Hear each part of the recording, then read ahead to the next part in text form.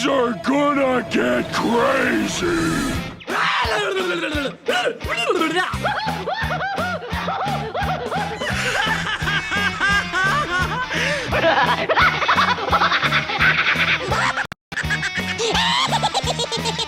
Most everyone's mad here.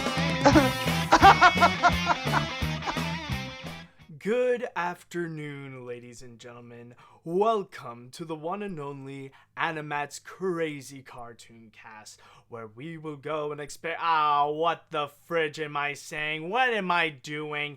Welcome, ladies and gents. This is, of course, AniMat's Crazy Cartoon Cast, and today we are definitely gonna have a blast with today's episode, because with each story that we have, it is definitely gonna be one that is gonna be crazy. It will be interesting. I'm sure you guys will have a lot to say on the scenario. I'm sure this is gonna be something that will completely explode the chat wall.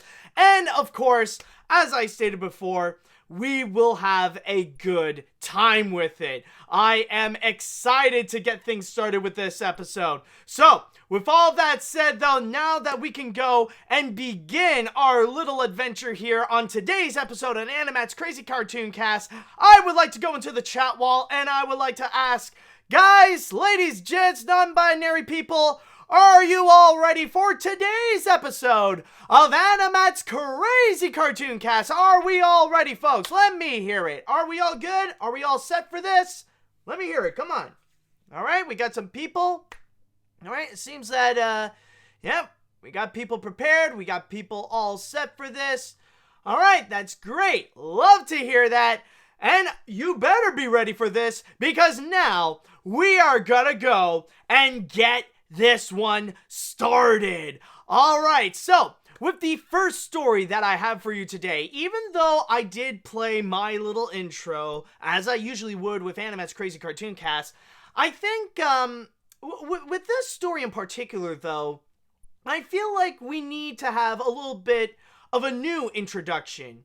We need to go and give this a proper little musical intro that it truly deserves. And this was a little bit of a last minute addition, because this just came out of nowhere, and it seems like one of the weirdest news that we have gotten this week. And so, let me just go and begin, just by starting off with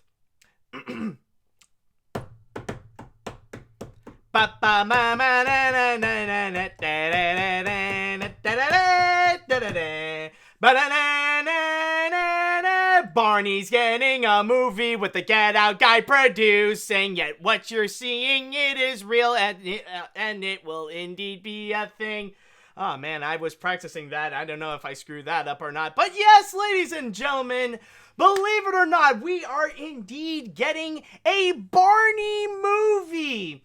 Yes, Mattel Films and the star of Get Out, along with being featured in movies such as Black Panther and Sicario, Daniel Kaluuya, have revealed that they are going to go and create a movie based on Barney and Friends, the legendary purple dinosaur of television. Now, just in case you guys don't really know who Barney is, or in case you might have forgotten, because you never know if there's that little scenario if someone might be asking, who's Barney? Well, let me tell you, and I'm going to read a little bit from my source here in the Hollywood Reporter, as it states, Barney and Friends, which was produced from 1992 to 2009, was a childhood staple and introduced viewers to Barney, an imaginary and perpetually optimistic Tyrannosaurus Rex that teaches lessons about friendship through song and dance. Now, I just want to let you all know, I just want you to keep in mind during this whole scenario, this is only announced, and there is nobody that has fully yet been attached in terms of the creative process. There are no writers, there are no actors, there are no directors that have yet to be revealed. All we know is just the producers and the people that are going to be attached, and the companies as well, including Mattel Films And of course, the already mentioned Daniel Kaluuya. We don't know if he's going to be acting in this as well, but we do know that he is going to be a producer. In fact, it even said in this article that they have yet to even have a studio that's going to be distributing it. So we don't know if it's going to be either Warner Brothers or Paramount or Sony or Universal that would want to go and actually handle something like Barney. But to go and read some of the quotes that we got here, from Daniel Kaluuya himself, he has stated, "Barney was a ubiquitous figure in many of our childhoods. Then he disappeared into the shadows, left misunderstood. We're excited to explore this compelling modern-day hero and see if his message of 'I love you, you love me' can stand the test of times." And then we also got a quote from Mattel Films' Robbie Brenner, as Robbie stated, "Working with Daniel Kaluuya will enable us to take a completely new approach to Barney that will surprise audiences and subvert expectations. The project will speak to the nostalgia of the brand in a way that will resonate with adults while entertaining today's kids." And so far, that is currently the situation that we are facing right now. Now, keep in mind, considering that it is from Mattel, they are really getting into movies right now where they are taking their brands and fully turning it into big budget blockbuster feature films. In fact, at the end of this article, it even stated that there are some of their properties that they are transforming into major feature films. Like, basically, I guess the big goal is that Mattel wants to really get into the movie business, just like Hasbro has done, which they have found some massive success with it, especially with the Transformers movies and the G.I. Joe films. But in terms of Mattel, some of their properties that they have coming up that will be turned into movies, we know there's going to be a Hot Wheels movie coming up. There's going to be a Masters of the Universe film from Sony Pictures that will be coming, which is going to star our favorite little product of animation's biggest scam, Noah Centineo. And then, of course, we got Warner Brothers' Barbie that will star Margot Robbie. I believe she is the star. I think she's also producing it, but I know she is heavily attached to it. But now we are in the scenario with Barney. Yes, Barney is going to be one of them.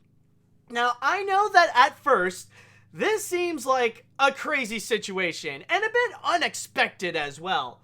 That out of all the childhood properties of the past, somehow Barney is going to come back. Apparently, Barney's grand adventure is not enough for him to have his own movie. Now he needs another one for him to reemerge to the big screen.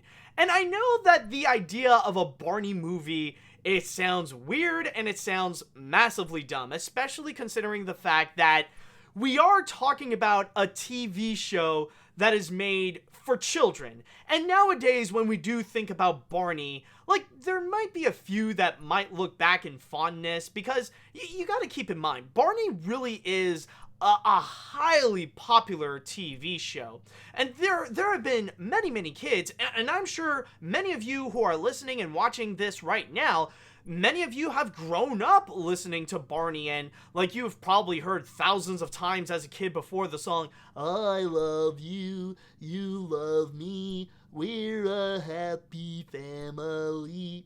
You know, like, you all remember that. And I'll even admit, even when I was a child, I used to watch a lot of Barney. Like, there was a time when, like, Barney was actually a part of my childhood, along with other preschool shows like Sesame Street. But, unlike Sesame Street, nowadays, when people look back at Barney, it's not usually with fondness. Sometimes, it is a little bit out of mockery. A little bit in the same way that people look back at Shrek nowadays, where people are kind of, like, nostalgic to it in an ironic kind of way, where, like, we don't really take Barney seriously, and sometimes people would put him in, like, really stupid scenarios. That's why sometimes Barney would be a popular subject in terms of YouTube poops, or making, like, stupid memes out of Barney, you know, just make really ridiculous scenarios, and just find the humor in the irony where you see this idiotic thing that like, such an innocent property like Barney would do. But, like, now we are pretty much at this situation about the fact that Barney is gonna have a movie, and not just that, that apparently the star of Get Out has to step in and says, alright, I got an idea. Barney the dinosaur. That's the next movie that we gotta do. That's gonna be our next big star. Yeah, you think Jurassic World is the dinosaur sensation? Nah. We're gonna bring in the real dinosaur sensation right over here. Like, how is it that we ended up in this current situation? It seems rather weird. It seems rather bizarre. Like, how is it that we have a Barney movie? Well, if I have to look back and if I have to think or try to figure out an answer, for me, if I can guess, where is it that we would actually have a Barney movie, or like who would be responsible, I would go and say that maybe the biggest influence from this would have to be Dora. Because you guys remember this summer that we've had Dora and the Lost City of Gold. Now, technically, it is true that Dora wasn't necessarily all that big of a movie. It wasn't really that big of a deal, or one of the summer's biggest blockbusters. Because overall, Dora, what happened with Dora is that it was just okay. And that's pretty much it. The critics say that it was okay, even though they said that it was better than they thought it would be. And also, the reception in terms of the box office, it was okay. I wouldn't say it was necessarily a hit, but I think it just ended up breaking even with its budget. So it's not necessarily something to highly note about, but it did go and open the doors in terms of what people can do with movies. And if something like Dora can go and make a big blockbuster out of a children's program, then maybe they could do the same thing with Barney. In fact, I could even go as far and say that I feel like with this Barney movie, they could definitely go in that direction with it. They're going to do something a little bit similar to what Dora did with Dora and the Lost City of Gold. And I think the biggest indicator that we got for that is actually the quote from Robbie Brenner, when Robbie stated that they want to go and approach Barney in a unique way.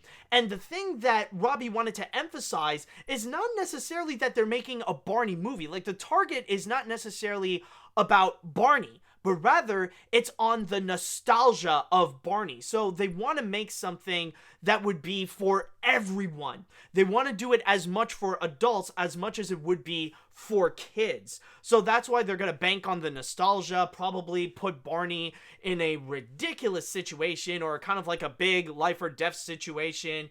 And on top of that, I could definitely imagine that in the case of Barney, that maybe they could do something where they'll actually emphasize that he is a dinosaur.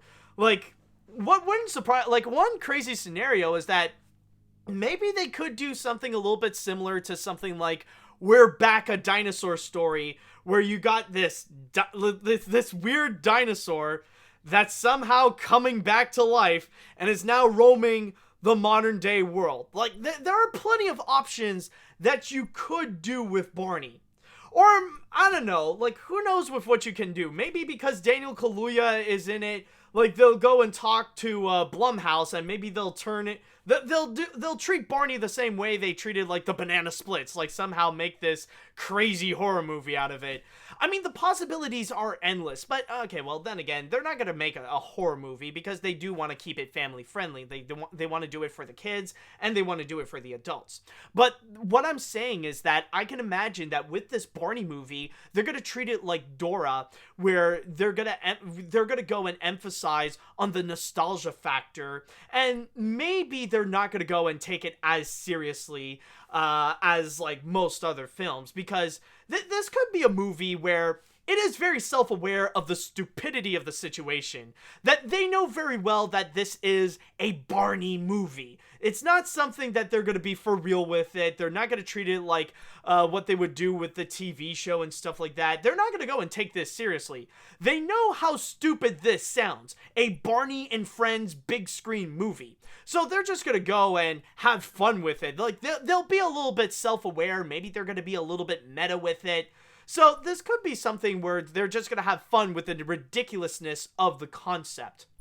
And overall, with my personal opinion on the situation with this Barney movie, I feel, honestly, my feelings towards it is a little bit similar to my feelings with Dora and the Lost City of Gold, where I see this idea and I just think, okay, if we're going to be stuck in a scenario where we're going to have no choice but to have this Barney movie, all right, then let's go do it.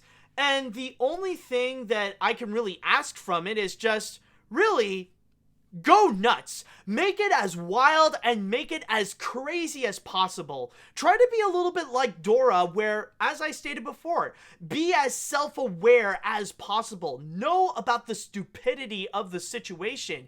Just have fun with it. Be a little bit of a satire as much as an homage to Barney. And just go crazy. Just have fun.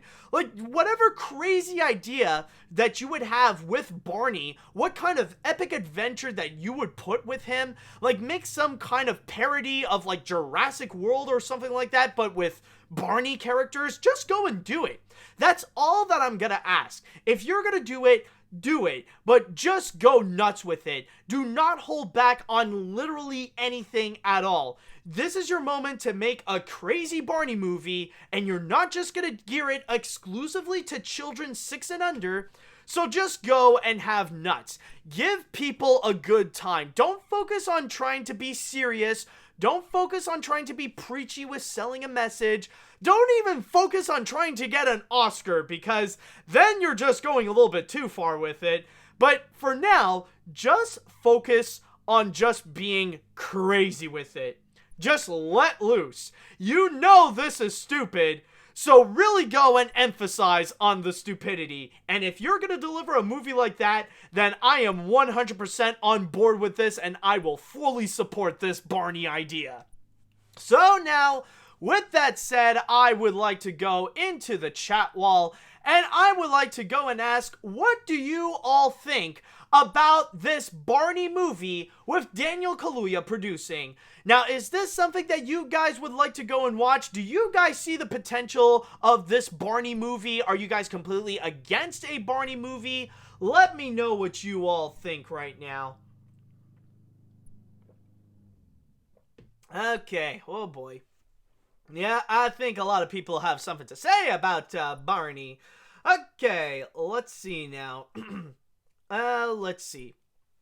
The moment I've heard the words subvert expectations, I just get the feeling that this movie might become something of a mess. Considering the last time somebody subvert expectations, Season 8 of Game of Thrones and The Last Jedi gained a massive amount of hate.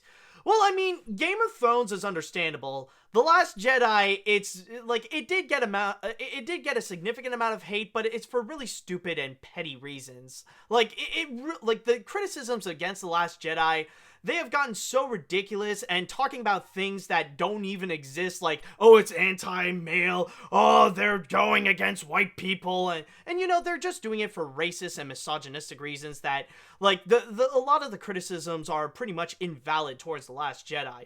But the thing is that it's like I said, like, if you're gonna subvert expectations, then go ahead and do it. Like, I might disagree with you a little bit that it might sound like a bad idea, but really, that's what I want to ask. That's what I'm trying to say. Like, if you want to subvert expectations, go ahead and subvert expectations on what we would think about Barney. Just don't let it be like Game of Thrones Season 8, where, like, you're gonna have Barney on an epic adventure, and, like, maybe we'll be back in the days of the dinosaurs, and then suddenly, oh, here's a Starbucks cup.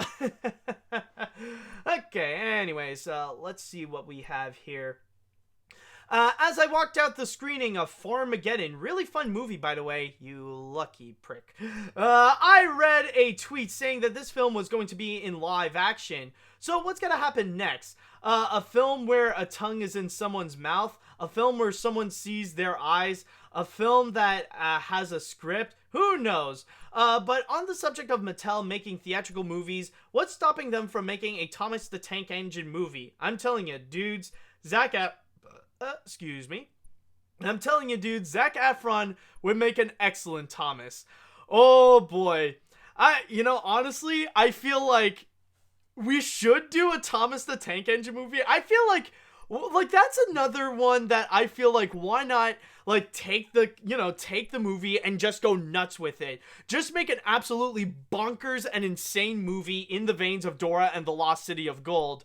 But I could definitely imagine that there could also be a little bit of backlash as well, because even nowadays, I know that there are still a lot of people, a significant amount, who do take Thomas the Tank Engine very seriously, sometimes a little too seriously. So that's one thing that I feel, it's very similar to VeggieTales as well. That could be another example of a movie that someone else could go and take from big idea and just make it something absolutely stupid and go absolutely wild, because they know that the concept itself is just absolutely stupid. It's just a bunch of talking vegetables preaching about morals in the Bible. But there is still a significant amount of people who do take VeggieTales a little too seriously. So that's the thing with Thomas and VeggieTales. They're both something that, yeah, they could do something absolutely wild and crazy like Dora or possibly maybe even Barney, but that's something that the fan base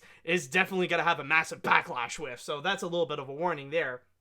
Let's see. I have not seen Barney, but I know it looks like fun for a kid's show, but pray to God, I hope they don't make it into a horror movie. I mean, what are they gonna do? Have a random cameo of Pinhead from Hellraiser? Yeah, I mean, like, I know I suggested that, but I had to backtrack on that because they are planning to make it family friendly. Like the Mattel Films person said before, like they want to do something that will resonate with adults while entertaining today's kids. So it's gonna be family friendly. I don't think they're gonna go and do like some kind of horror slasher movie. You know, they're not gonna go in the way of the Banana Splits. I can guarantee you that. Let's see now. It is interesting, the announcement of this happening, because on Wednesday, I will be releasing the history of Barney the dinosaur in the Macy's Thanksgiving Parade on my YouTube channel. I admit I did watch Barney sometimes when it was on PBS, but I have no words about this movie. I mean, it is a new thing, and it is a bit unexpected. Like I said before, this news actually got released the day before I'm recording this right now. So from there, it is a bit unexpected, but just like if you ever want to do like the history of Barney on movies and stuff like that, then like keep it on hold and wait until this thing develops. And keep in mind, we are still very much in early talks of this Barney movie. It is still like in the very beginning. We don't have any confirmation regarding any person that is attached to it, but if we are going to get a Barney movie, then I feel like at the earliest that we could get it is probably sometime in 2022. So it's just something that I want to emphasize right there. What else do we got? Let's see. Did anyone ask for this show? It's been a long time since I watched Barney as a kid. Since I have grown, I will probably avoid this. Children's movies now are reminding a lot about cartoons during the 1980s, where movies are being made to sell toy lines. We saw it with the Lego movies, Ugly Dolls, Playmobil, and now this. I bet the 2020s will be movies what the 1980s was for cartoons. Also, will they reference for fun the movie Get Out? Oh my God, if we can have like this, that would be an amazing idea, actually. Oh my God, that's what we should do. Okay, you know what? Like, okay, yeah, let's bring back this horror idea. Let's actually turn Barney into a Get Out parody, where somehow the kid, like, there's this method of hypnosis, but instead of, like, the girlfriend and her parents and the evil white people, we just have Barney and his friends. Like, those are gonna be the actual villains, and we're gonna have Barney, hold on a second, like, we're gonna have Barney, and, like, he's gonna have, like, his little cup and a spoon, like, just... And that's gonna be his way of hypnotizing kids. Like, to do, like, alright now, are you... Alright, so now are you sunken in? Are you fully in my power? Alright, good. Now it's time we're gonna go and clean up. Clean up, everybody clean up. Oh, dude. Oh my God. That would be perfect. That would already be a wonderful premise. of a Barney movie. I would be so down for that. Oh my god, yes. Please turn Barney into a Get Out parody. That would be amazing. I mean, we already... Oh, no, better yet, let's make it a Get Out sequel where somehow, it's Daniel Kaluuya's character, but now he's stuck in the same situation, but now it's with Barney characters.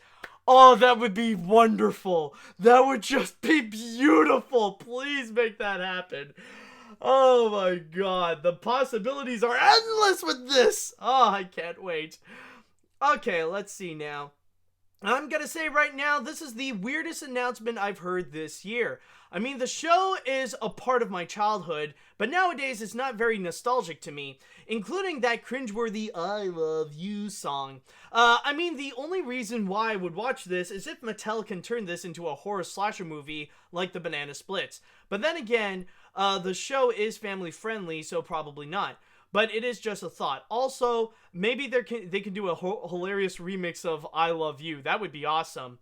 Oh, if we want to go and modernize songs right now, if we want to take classic songs and turn them into this hip-hop beat, you know, recently with the Addams Family, where they took the classic theme song and they try to make this stupid, this stupid new remix song like Boomer Reggie, go to the family, the family, you know, that stupid thing, you know, like, just add in a beat to I love you, you love me, you know, just add that. Oh my god, please. Honestly, if we need, trust me, I need a scenario where we need to add a beat onto Barney. We need to add a beat onto I Love You so that I can say that I'm gonna be dabbing onto I love you, you love me. We need that scenario to go and happen. Okay, I'm gonna go and read one more until we move on to our next story, because we could go on forever with this. Let's see now. What else do we have here? Who's gonna be the next one I can give? Okay, let's see. Are you familiar with Barney's Great Adventure from 1998? I read that Trey Parker was considered to direct the film. Would you ever do an AniMat watches on that film? I could definitely. Okay, let's see. Is there anything else? Let's see. I am never going to see this movie. It's just so stupid. Why not a movie about Arthur? Why not a Blue's Clues movie? Why not Bear in the Big Blue House? Why Barney? Forget it. I'm done. Oh yeah, I'm not surprised that there are some people out there that are just like, nope, I'm good. I'm good. Thank you. I'm done. I'm done. It's like they were just there like, that's it. I've had it. I'm going home. Oh boy. All right. I think we are pretty much all good with our little story of Barney. So now it is time that we shall go and jump onto our next story. And speaking of the Addams Family, that's going to be what we are going to go and discuss about. Now, if you guys do watch my videos, then you probably know that I have recently released my review of the recent 2019 animated remake or reboot of the Addams Family. And I'm going to be very honest, I didn't like it. In fact, it was one of the most disappointing movies of the year. My biggest problem with it is just that, yeah, the animation is not that bad and the voice acting is actually pretty good. It's just that everything else is just so bland. It is such a boring movie with the way that it just plays it too safe. It feels unoriginal, and it just delivers this dull experience, which is kind of shocking in itself because it's the freaking Addams Family. Half the job is half the job is already done for you. You know that, you've already got, these established characters. We know who they are. We know their personalities. We know the dark and macabre theming of the Addams Family, but they still found a way to just mess that up in order to give this dull and unoriginal adventure. And yet, that didn't stop them from becoming a bit of a hit this year. And considering that last week, on its opening weekend, it actually did surprisingly well, that seems to be enough for MGM to go and say, All right, we need another one. Yes, MGM and UAR have officially announced that they are gonna go and make a sequel to the animated Addams Family movie. And what's more, they have also revealed that they have established a release date for it, which is actually going to be very soon. It's going to be 2 years from now, which will be on October 22nd, 2021. Now, keep in mind, though, that's the only thing that we know about it. That's the only thing that's confirmed about this. We don't have any confirmation if any of the writers, the directors, or even the cast is going to be coming back. Now, of course, there is a strong chance that the cast will be returning, but if it's going to be directed by Conrad Vernon and Greg Tiernan, and if the same writer is going to come back as well, which I believe is, the writer is Matt Leibelman, if I'm not mistaken. I just want to go and double check. Does it mention about the writing? No? Okay, I think that's the writer. If I'm mistaken, you can feel free to go and correct me, but so far, that's the only thing that is confirmed about the situation. And yes, on top of that, the big reason why MGM wants to go and do a sequel is mainly because of the opening weekend, which it actually did quite well. The opening of the film is actually, like, on the 4-day weekend during that time, it actually opened up with a total of $35 million. And even if you don't count that Monday, which was a little bit of a holiday in some countries, especially in North America, like, if you just count just the Friday, Saturday, and Sunday, the Addams Family still did $30 million. Now, I know that some people might say that a $30 million opening for an animated feature is not all that impressive. It doesn't sound like that much. However, considering that this is actually a pretty cheap animated movie, in terms of the big mainstream animated features out there, surprisingly enough, the Addams Family is only $40 million. Yes, the Addams Family only has a budget of $40 million, which I gotta say that knowing this right now, it does give me a little bit of admiration from the animation. I mean, the fact that it's only $40 million and they made it look like this, it made it look this good, that's actually pretty solid. I mean, the animation is not great, and there are a few issues with some of the elements as well, but for the budget that it has and for the limitations that it has, it actually did quite well for what it can go and produce. So that is currently the big thing that is going on right now. The fact that it had a strong opening was enough for MGM and UAR to give this a sequel and to have it be released in 2 years from now. Now, the one thing that I want to go and really emphasize is regarding the key factor as to why they want to go and actually produce this, why they want to go and make a sequel. And that is regarding its opening of $30 million at the box office, or if you count the 4-day weekend, $35 million. And as I said before, it may not necessarily sound that much as an animated feature, but it's not just regarding the budget that does make it sound good. It's also in the context of 2019.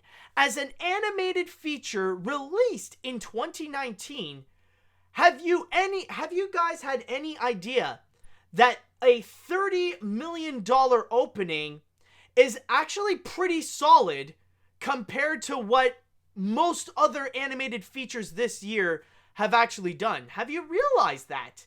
Because there is actually a shocking amount of movies, especially animated films, that really have not done well and couldn't even get like a $30 million opening.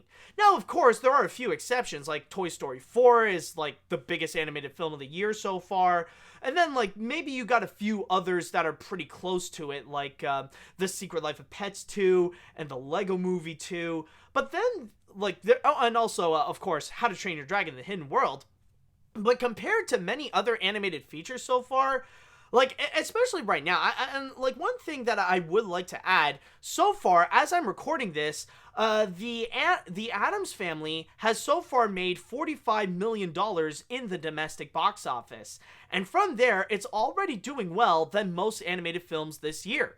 It's already doing much better than something like Wonder Park. It's already doing better than Ugly Dolls. It's already doing better than Missing Link. And it's already doing better than Abominable. And I could probably think of there are probably others that it's already doing better, but you do get what I mean. Doing $30 million in this environment, in this year, is actually pretty solid. And, may I add as well, considering the competition that there is this year, it's actually doing pretty solid. It is still doing very strong, because you got to keep in mind, the biggest movie that is currently released in theaters right now is Joker. And Joker is a serious competitor. It is doing extremely well at the box office. In fact, I could even go as far and say that it is one of the most successful movies of the year. Or one of, if not the most, it could end up being the most successful movie that is not associated with Disney. And no, by the way, Spider-Man Far From Home does not count. That is half Disney, even though it is released by Sony Pictures. So I just want to go and emphasize on that.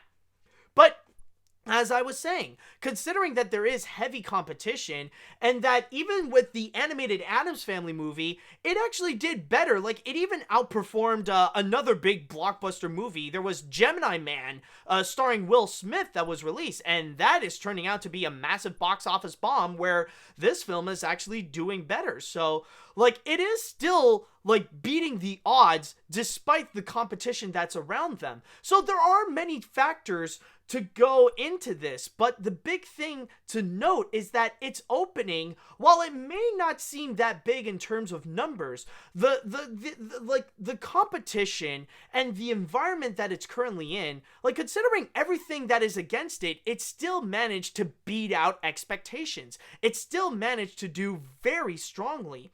And of course, in terms of its success, that can also be something that could determine regarding the Addams Family. There are more factors that you can get into it. The fact that it is a very recognizable and popular brand like the Addams Family, something that everybody knows and some people have very fond memories. And even if people haven't necessarily grown up with any of the movies or the TV shows and stuff like that, one thing is for certain, everybody certainly knows about the theme song. Everybody knows about da-na-na-na, da-na-na-na, da-na-na-na, da-na-na-na, da-na-na-na.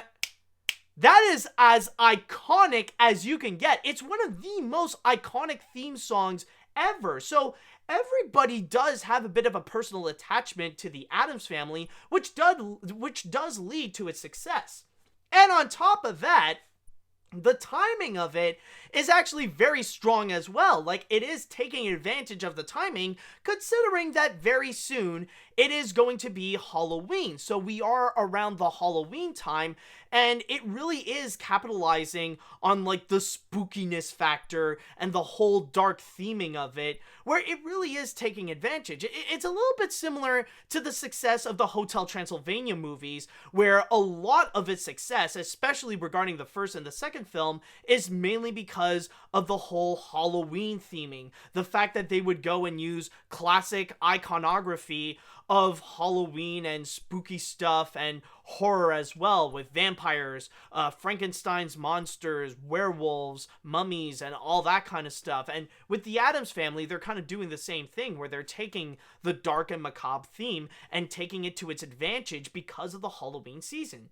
So, as I'm saying here, there's a lot of factors as to why the Addams Family did become a success. And the thing is, it may seem sad considering how there have been many box office bombs and a lot of flops in terms of animated films, but the Addams Family is going to be one of the very few animated films this year that's actually going to emerge as a success, that MGM and UAR is actually going to be profiting out of, especially when it only has a small budget of $40 million. But then, we do have the factor regarding the release date of the sequel, of course. And that is going to be something that I really like to talk about and something that I want to go and discuss about. The fact that it is going to be released on October 22nd, 2021. Now, there are two things about it that I feel a little bit concerned about. Number one, being the fact that they want to go and release it just 2 years from now, in 2021. And keep in mind, we are in 2019. And the reason why it does seem concerning is mainly because that seems a little bit too quick to go and create an animated feature, unless behind the scenes, they were already thinking about trying to produce a sequel to the Addams Family. Like, that was already done, and they're already in the process of making it. Like, maybe, like, it's been a year now since they were working on Addams Family 2. Who knows? But I feel like just giving the production just 2 years to go and produce it, I feel like that is very limited in terms of timing. I feel like the pressure would be very on to whoever is going to go and make this movie. Because the thing is, when you go and think about a lot of movie franchises, when you think about animated films that have become major franchises, like when you would go and think about the time between like producing some of these movies, sometimes like there would be like a few years of a gap to give people some time to breathe before hopping on to the next one.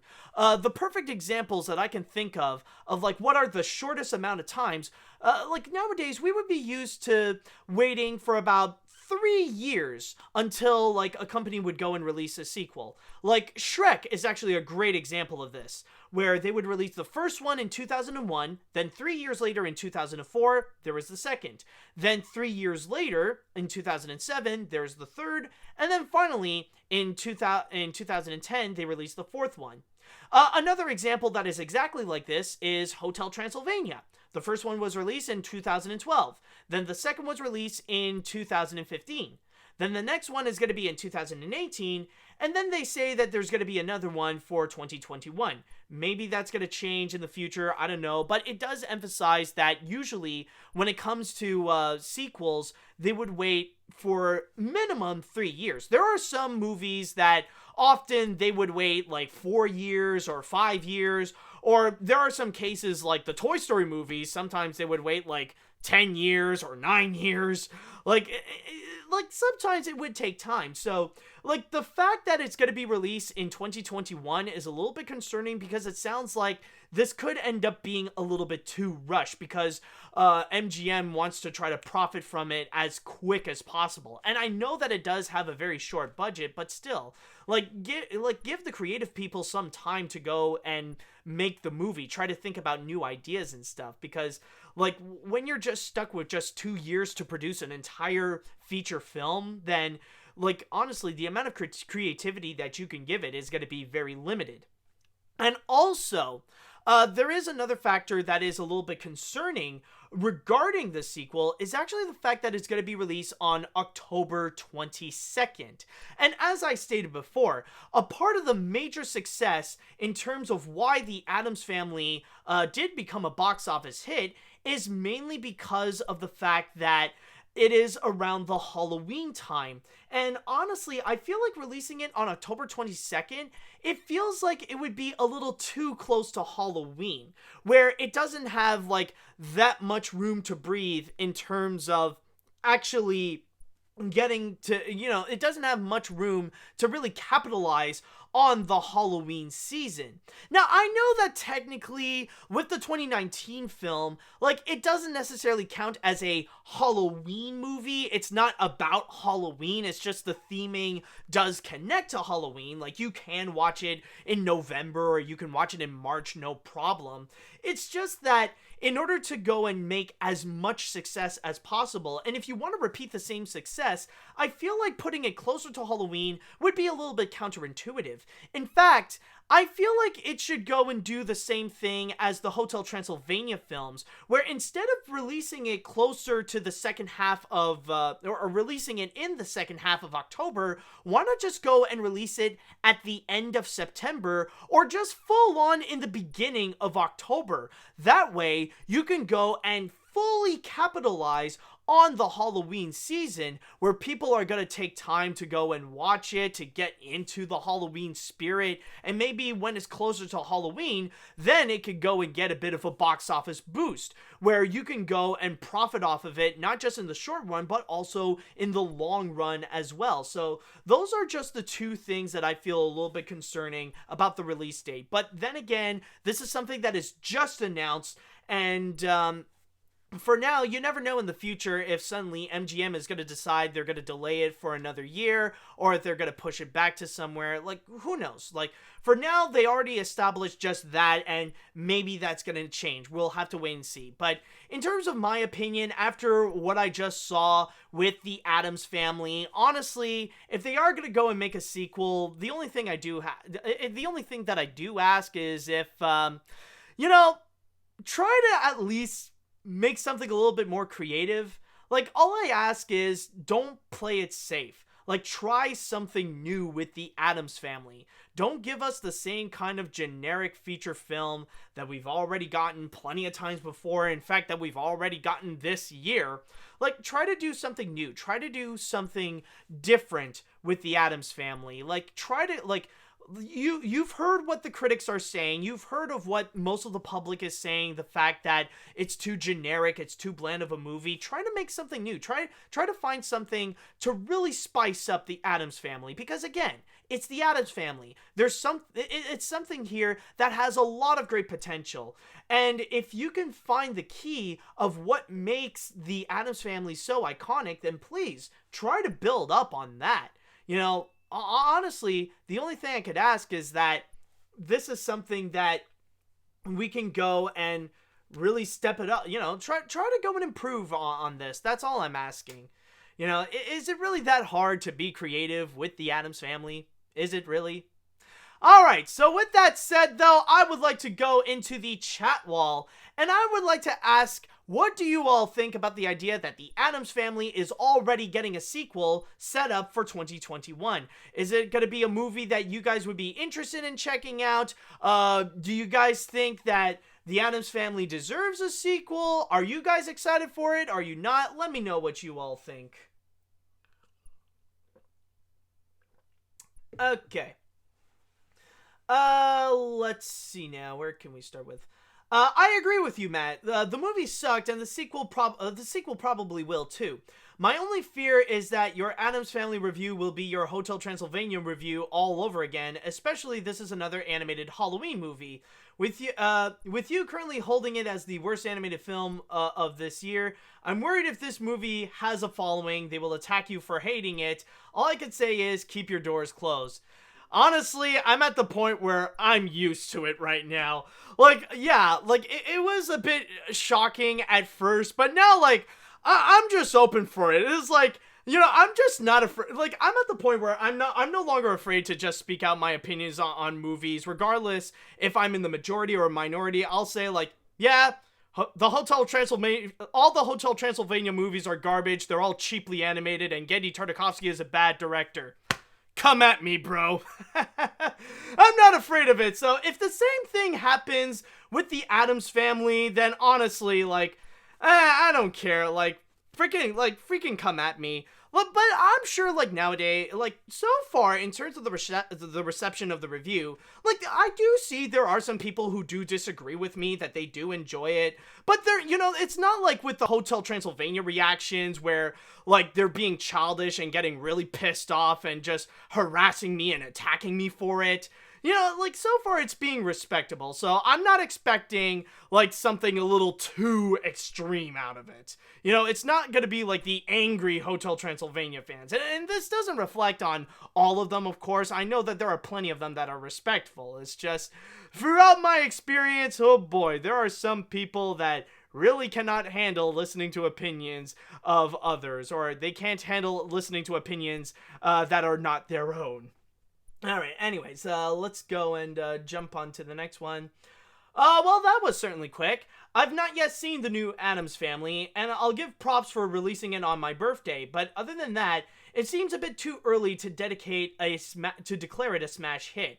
I can't decide whether or not this is a good or bad idea until I see the first Addams Family. But, oh, excuse me. Okay, there we go. But for now, I will say, if they do another remix of the theme song, can they please get the tune right?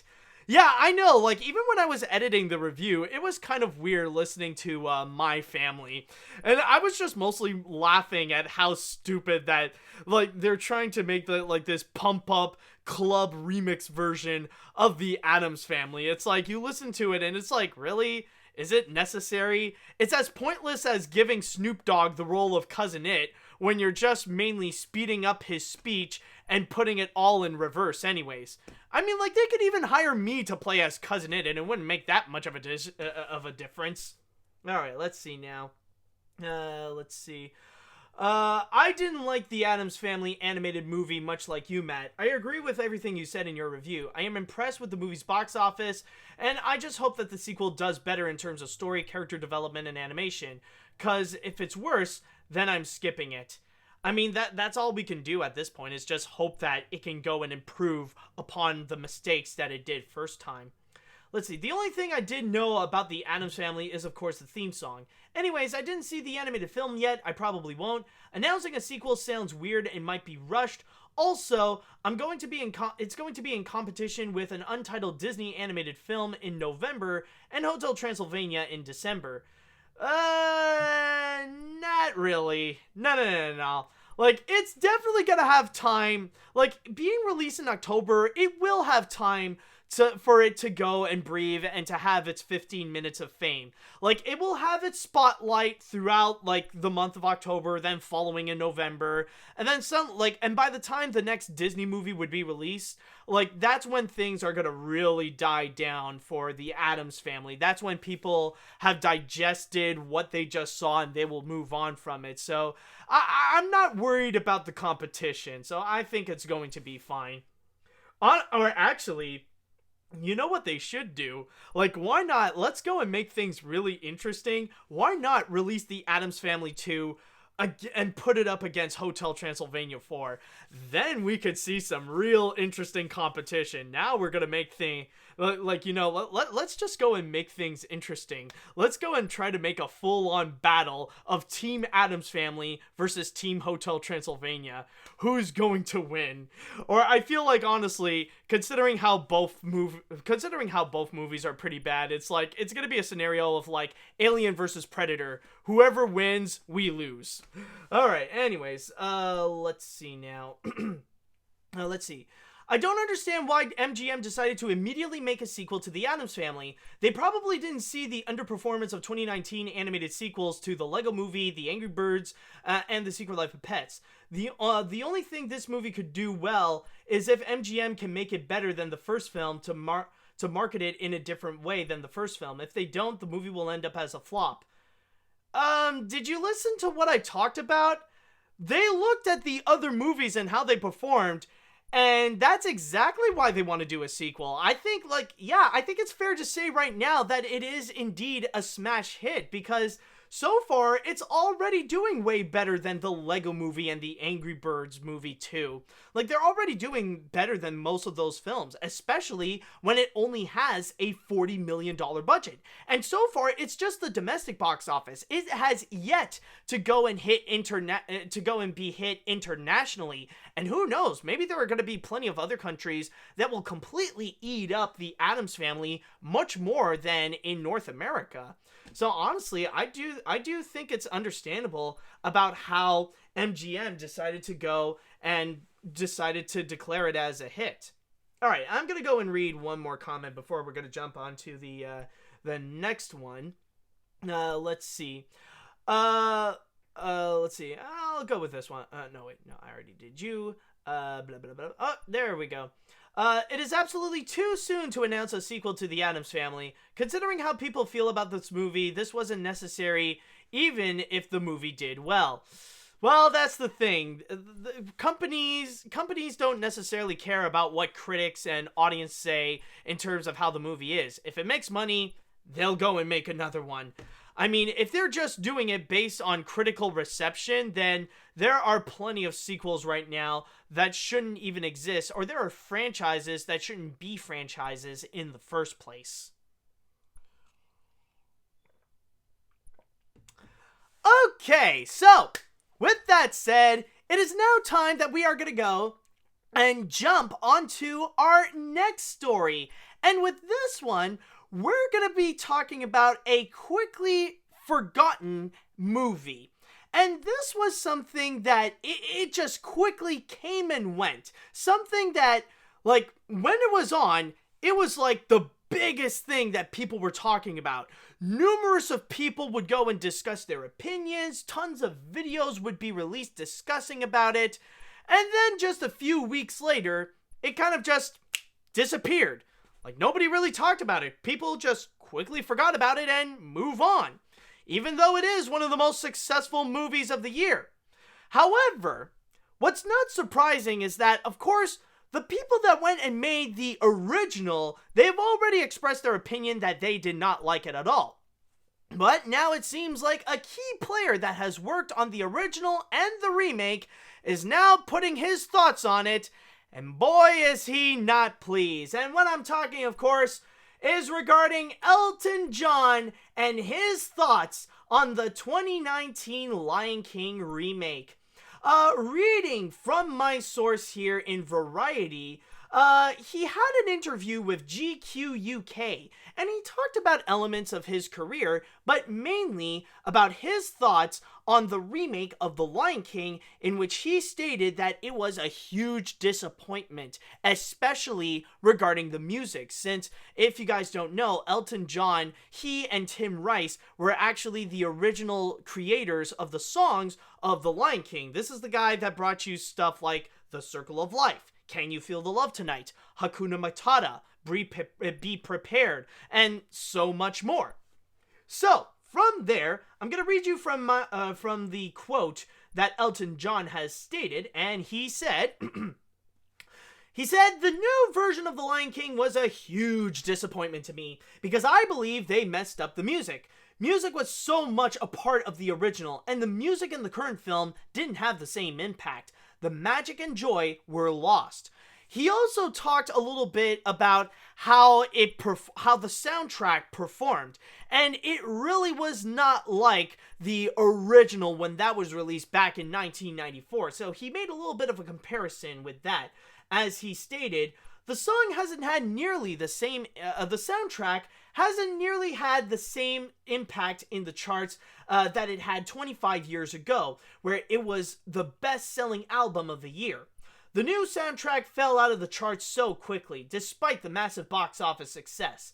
I wish I'd been invited to the party more, but the creative vision of the film and its music was different this time around, and I wasn't really welcomed or treated with the same level of respect. That makes me extremely sad. I'm so happy that the right spirit of the music lives on with the Lion King stage musical.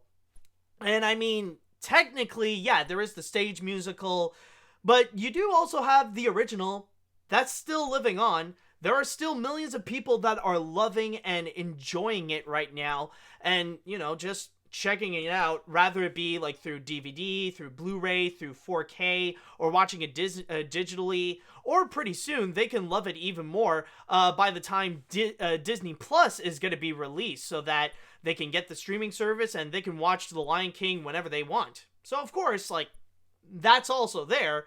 Like, the legacy still lives on from the original.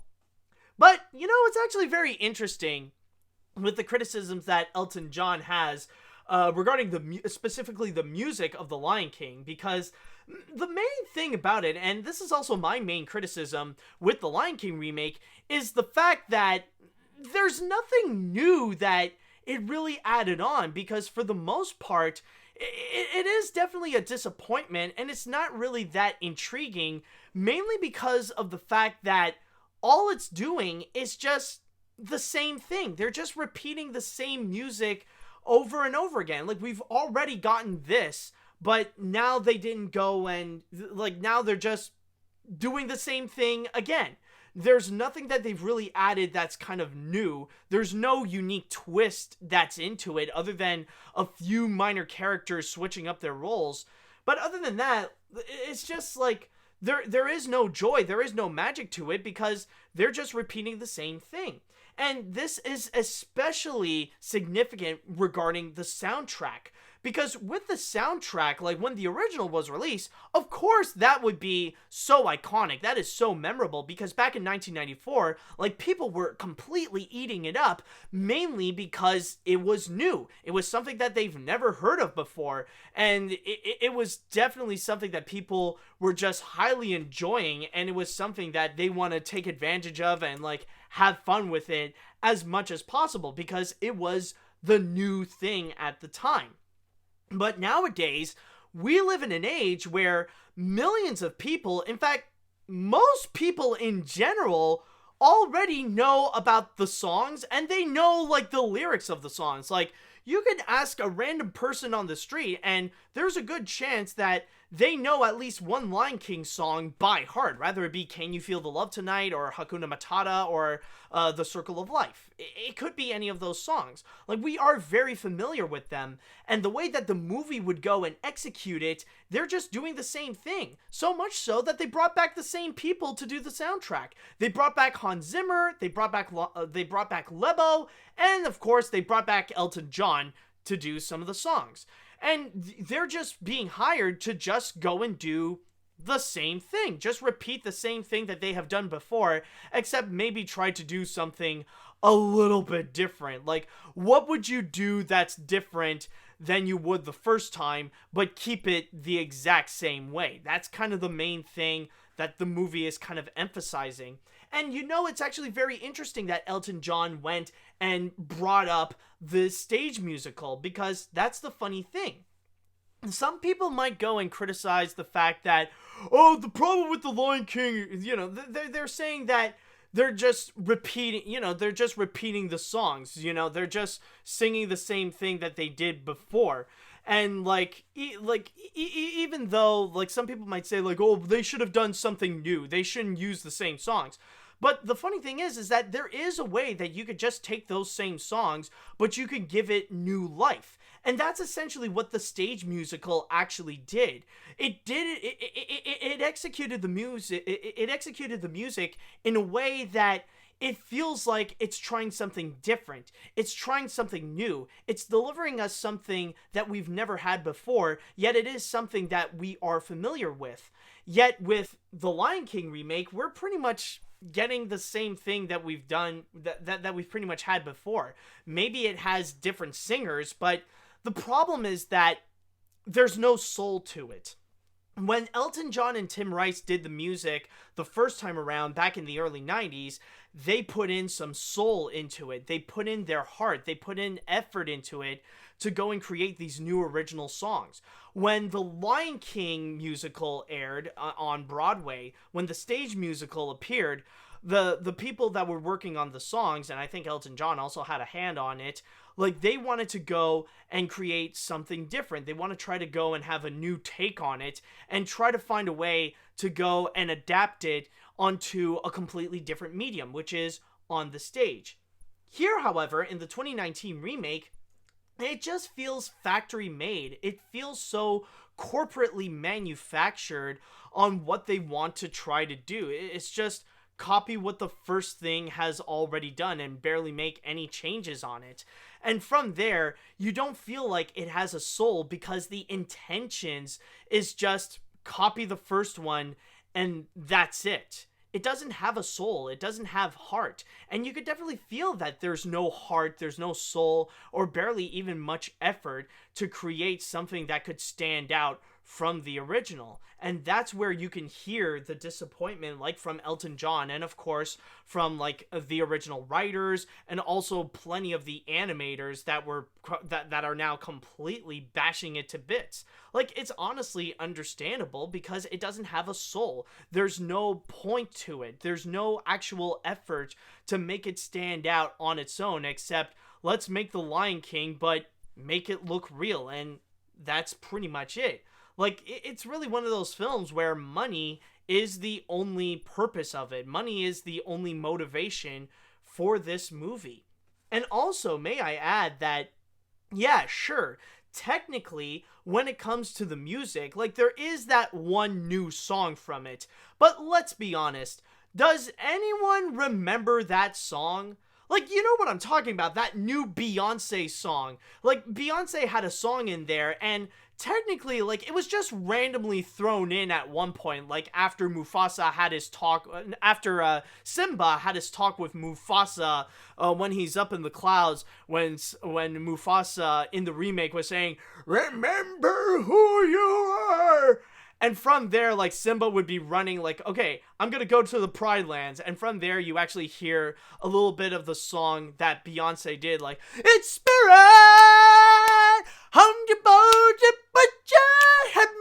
Spirit!" I don't even know the lyrics. And funny enough, I remember before the movie's release, ABC had this entire special of the making of the remake, and the biggest thing that it tried to hype up is Beyonce's new song for the Lion King remake, in which it was called Spirit.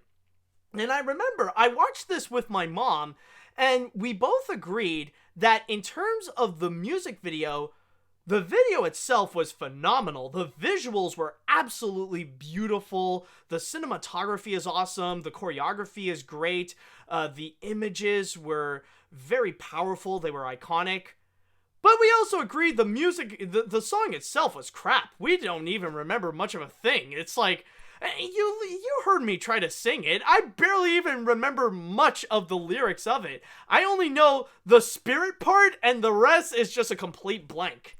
So that's the problem with it. You know, that's what happens when you make a corporately manufactured movie. You could pretty much tell when everything about it is just soulless, when there's not much effort put into it. And that's the biggest problem with the Lion King remake. And that's essentially why nobody's really talking about it right now. That's why it quickly became irrelevant, despite the fact that it is still one of the highest grossing movies of all time, making like, I think more than $1.6 billion at the box office. Yeah, it's really successful, but like, its success and its fame is just very short-lived. Yeah, Disney made money out of it, but it's just, honestly, as a movie, as quality entertainment, it's just nothing that people are really gonna care about. And like, when you think about The Lion King, very few people nowadays will even think about the remake. They'll just go back thinking about the 1994 animated film, because that's what everybody is attached to.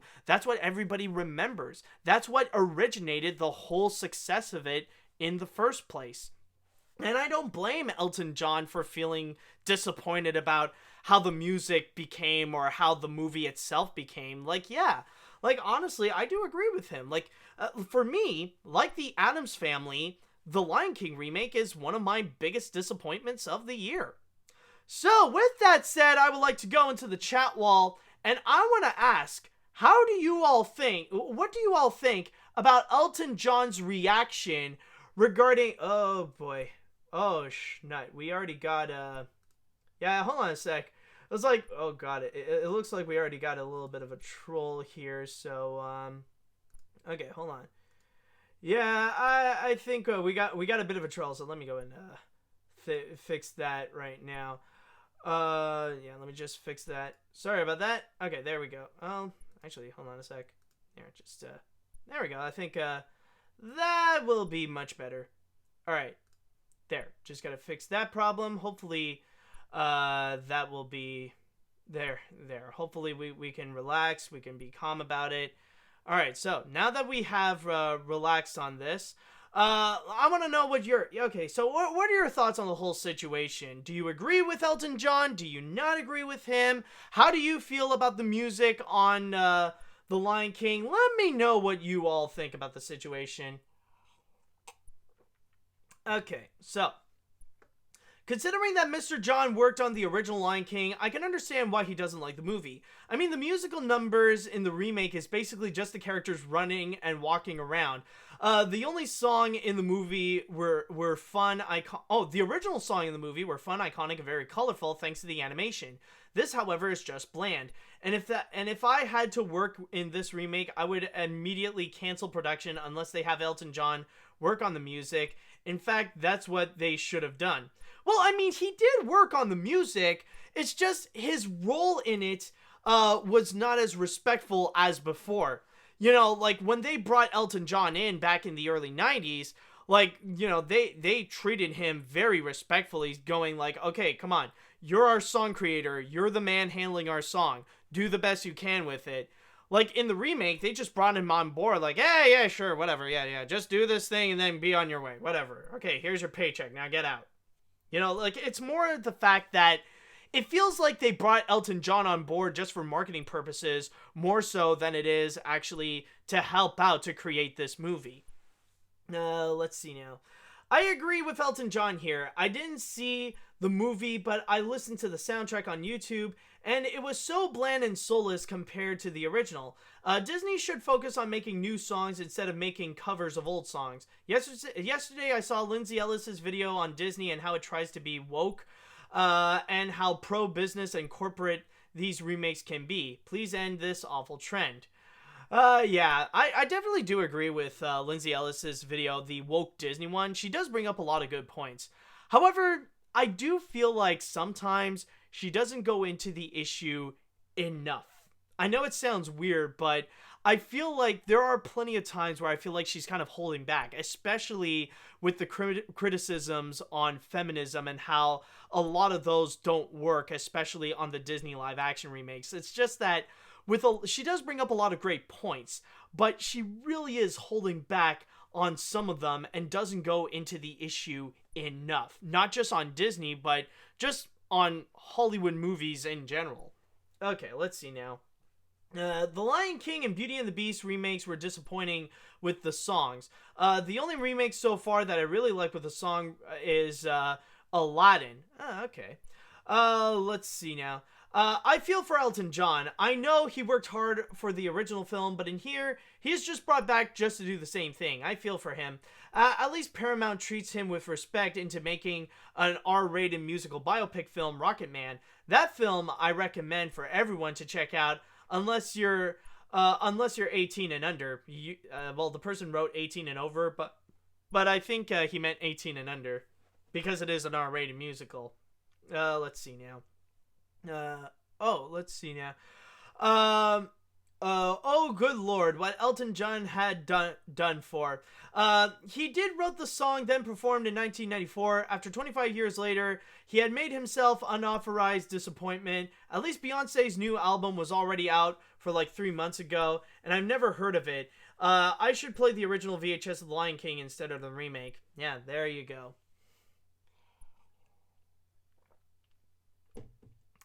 Alright, now let's go and move on to our next story. And with the next story that I have, let's go and talk a little bit about streaming services. Because we know that there are definitely going to be a whole lot of upcoming ones in the future, in the near future, in fact. We know that the biggest one among them is going to be Disney Plus, that's coming at the end of this year. In fact, holy crap, I just realized it's actually going to be coming out in less than a month. Holy crap. Okay, we need to get ready for this one. So we know that Disney Plus is going to be coming, but at the same time, we know there are going to be others as well. We know there is going to be stuff like HBO Max, and we know there's going to be Peacock, and among plenty of others that are going to be happening. But then one of them that I have mentioned, HBO Max. HBO Max this week decided to do a pretty interesting move, especially for animation fans, because HBO Max, they looked upon Disney Plus and they're like, yeah, all right, that sounds interesting. You know, it's pretty nice that you got all those little animated classics, you know, all the Disney films and all the Pixar films, you know, that's pretty cool and all, but we could top that in a way. You know, we could go and top that. Yeah, and we're not just talking about the Looney Tunes films or like many of our movies like The Iron Giant or the Lego movies and whatever. We could go top that. How about we got the freaking Studio Ghibli films? Yes, HBO Max has gotten the US streaming rights of all the Studio Ghibli films in order for their movies to go and appear on the streaming service of HBO Max. And this is a deal that they have done with G Kids, which currently they are the North American distributors of the Studio Ghibli films. And so far in the collection, they are going to have a total of 21 Studio Ghibli movies that are going to be released throughout 2020. Like, there are going to be some that will be released upon launch of HBO Max during the spring, and then the fall there will be some that will come out.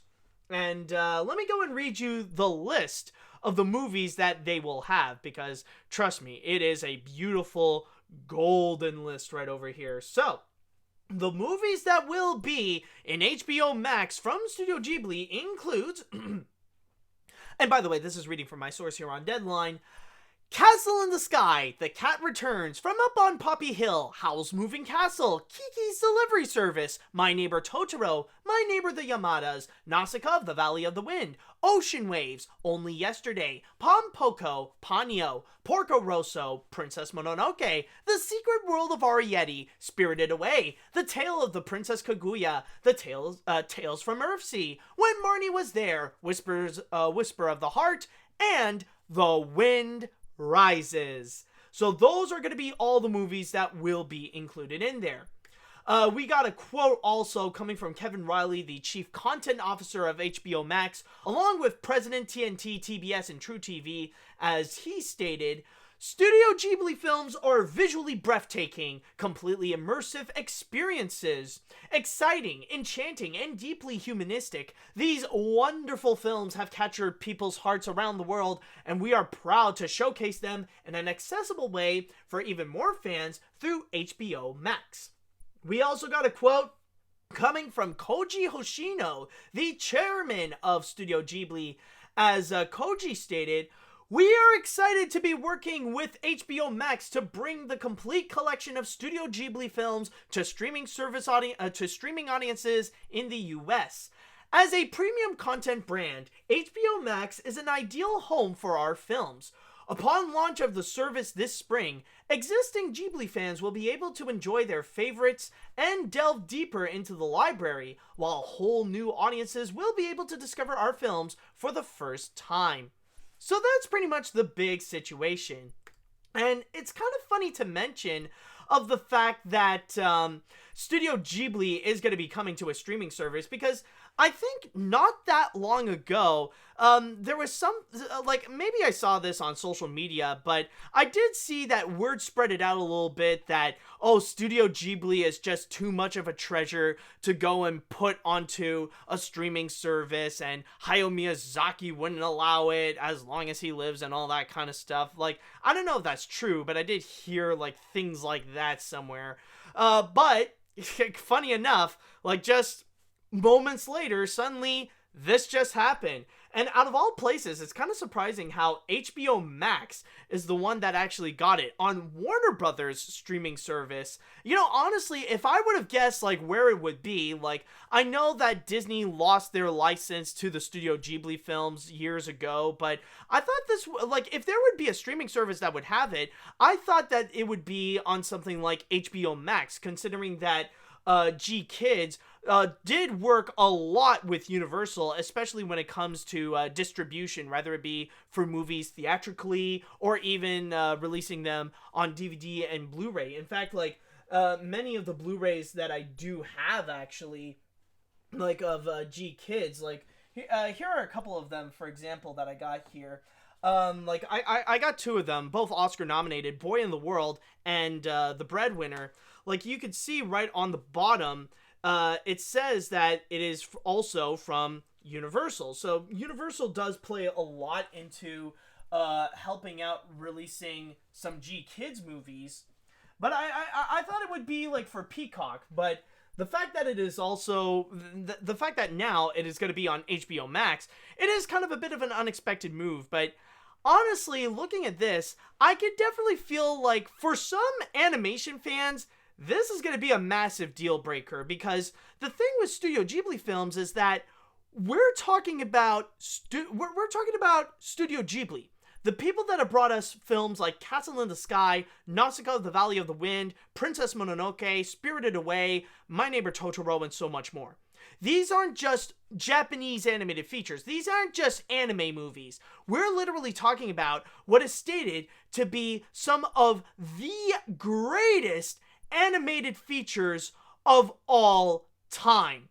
So from there, it's actually pretty interesting of the fact that it's HBO Max that ended up getting it. We're talking about some legendary animated features where this is going to be something that for animation fans, of course, they'll definitely go and eat this up. This is something that, these are movies that would be absolutely must-watches, and some of them are even considered some of the most influential animated films ever, like some of the most important pieces of work that uses the medium.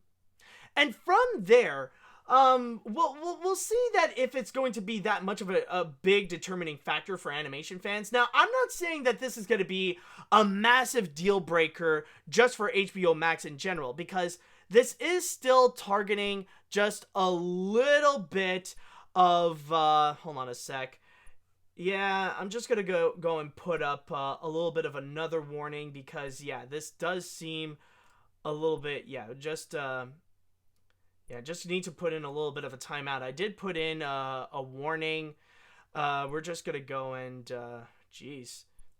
Yeah, I see there's a little bit of a trolling problem, but the thing is that I just need to make sure that I need to put in I put out a warning. If the person is not going to behave, then yeah, I'll next time I'm just going to go and put on a full-on block.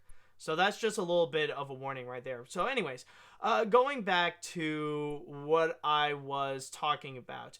Okay, so yes, on the factor of Studio Ghibli, yes. So they are some of the most important animated films ever, but it is just going to be like a deal breaker in terms of it's just going to be a deal breaker for a very, very niche market. It's just going to be a few selected group of people. I don't think the addition of the Studio Ghibli films is suddenly going to make HBO Max extremely popular. It's just going to be a handful of animation fans that will consider if maybe they will go and add into it, that they know that if they will get HBO Max, then they know that they can find some quality content, especially with the Studio Ghibli films. So there is that little situation that they'll have to consider. It's not going to be much, but it is a pretty cool addition that they do have.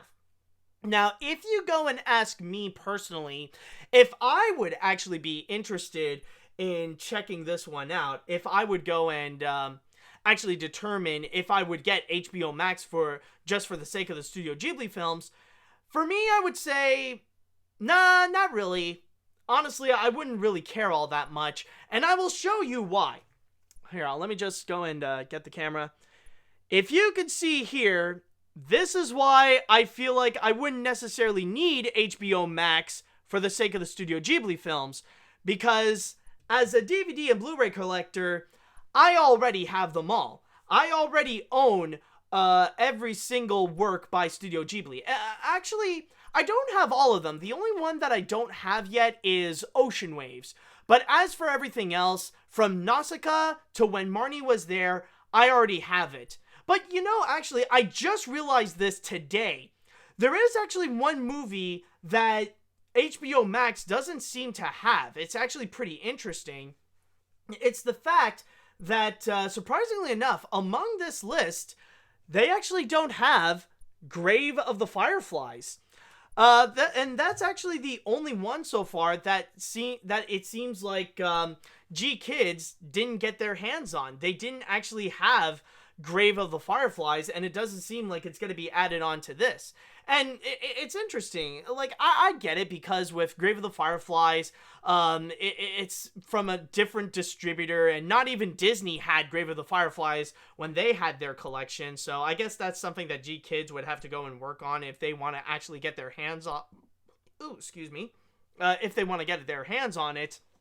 But, yeah, honestly, I feel like it is kind of intriguing that the one Studio Ghibli film that they don't have is often considered Isao Takahata's most iconic movie that he has ever created. So, in that regard, I don't know if HBO Max would ever be interested in actually getting Grave of the Fireflies just to go and complete the entire collection, but I guess we'll have to wait and see on that if they would ever be that interested. But yeah, overall, in terms of this, it is still pretty interesting, and I still find it to be pretty cool that HBO Max would even go as far as actually acquire the Studio Ghibli films. At least that will be something. At least it will be something for the streaming, for streaming, for whoever is going to buy HBO Max. At least it will have some pretty cool quality content. And like I said before, it's going to be this spring that they will go and officially launch HBO Max. And at least that way, it will probably be the cheapest alternative if you want to go and get all the Studio Ghibli films in one package. Like, right now, there used to be, like, the only way nowadays is to just go and get the Blu-rays and DVDs, whether it be on eBay or you could just go and get them directly through G Kids. But at least now we got another option, and I feel like this could be a pretty popular option if people want to go see the Studio Ghibli films. I guess we'll have to wait and see with how that goes. So with that said, I would like to go into the chat wall, and this is the part that I am intrigued about, is that I want to know, how do you all feel about HBO Max getting all the Studio Ghibli films?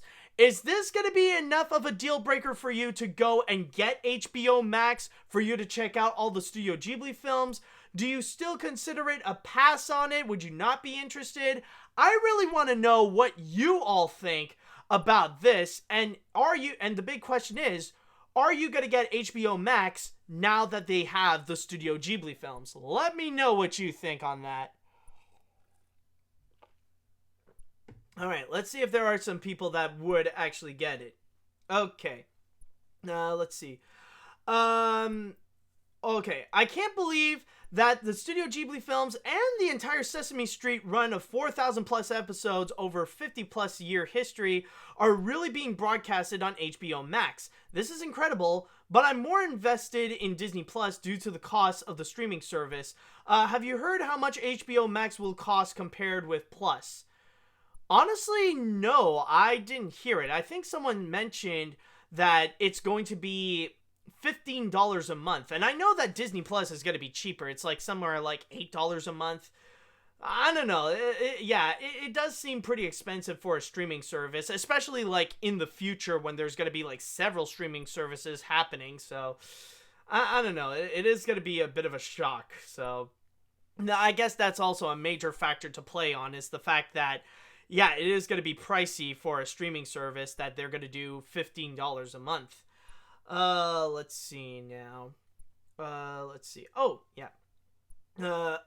Wow, I didn't hear about every Sesame Street episode being on there. That actually sells me more, since so many Sesame Street episodes and sketches have been lost. Yeah, that is true, but then again, it is actually like, when it was announced, I remember it was a massive controversy, the fact that Sesame Street would be on HBO Max instead of being on public television like on PBS. Like, it was a bit of a controversial discussion, so that's a bit of like a little iffy thing that HBO Max even has Sesame Street in the first place. Let's see. Having rare treasures like the Studio Ghibli movies is a big responsibility, especially on a streaming service. I mean, we are talking about a pretty successful non-American company next to Cartoon Saloon and Aardman, who have made some iconic films in the past, so I'm definitely getting HBO Max. Also, by the way, Matt, how come Disney lose the rights to the Ghibli movies? Someone was mentioning in the chat wall. Yeah, that, honestly, That is a good question. I haven't fully researched on that yet. I know that it did happen in the middle of this decade. Like, it did happen a few years ago because it was not long that Disney actually released some of the Blu-ray films. Like, I remember movies like Spirited Away and The Cat Returns was actually released, they released their Blu-rays in 2014, at least Disney did. So, honestly, I would have to go back to you on that. I would have to go and do a little bit more research as to why Disney decided to give away the rights, or they lost the rights to G-Kids. That would be an interesting thing to go and look into, actually. Let's see, I'll go and read one more comment. Now, let's see. All the Studio Ghibli films in one place, Disney Plus on its way, and the new upcoming content on Netflix. Well, Wallet, it was nice knowing ya, but seriously, this is really cool. I could probably try and get HBO Max once it hits, but if not, I'll just stick to Netflix, Disney Plus, and I know it isn't a streaming service, but iCarly.com. Well, then again, at least iCarly is, hopefully iCarly.com is free. Okay, I'll go and read one more. Oh boy, Ghibli Films is going to be streamed on HBO Max. Hooray! I have never heard of one of these, but I am sure it will be alright, and it will be amazing. By the way, I usually hope HBO Max should have a per-year subscription option when creating a new account. Looking forward to it. Okay, wow, this is actually pretty interesting. There are some people that are very interested in getting HBO Max. So yeah, there seems to be some people that do feel like this is a deal breaker, that this is actually an effective way to get people into HBO Max because of the Studio Ghibli films. I'm kind of surprised, but yeah, it seems like a pretty interesting factor. Alright, so now with that said, it is time that we shall jump onto the grand finale. And oh boy, we got a special game that we are going to play right now. With this one, however, we are going to go and make a little bit of a prediction. So, by the way, also, I just want to go and, people, I just want to say, like, in terms of trolls, please do not feed the trolls. Please do not go and, like, freak out about trolls and stuff like that. Guys, like, calm down, okay? Like, let's just go and ignore, for now, let's try to go and ignore the trolling and stuff like that. Let's relax. Let's move on. Let's just focus on this, because seriously, like, I feel like sometimes people would just be messing up on my groove on the situation, okay? Let's just, like, for now, let's just ignore the trolling, and let's just move on with this, okay? I just wanted to go and emphasize on that. Okay, anyways, back to what I was talking about. Yes, we are gonna go and play a little game of predictions, because right now, what we are about to look into is actually the short list for the upcoming Best Animated Feature category. Yes, the Academy has officially put out, as I stated, has officially put out the short list of 32 submitted animated features that are in competition for the Best Animated Feature for the 92nd Oscars. And from there, I'm going to go and read you one by one onto each of them. Alright, so, from there, let me go and reveal to you the nominee. Okay, you know what? If you're going to keep doing that, alright, then you know what? Screw this. Ban it. Okay. There we go. Yeah, you're not a troll and then just immediately go back to trolling. Never mind. There we go. Now we can fix this situation. Alright, so, going back into this. The nominees for Best Animated Feature at the 92nd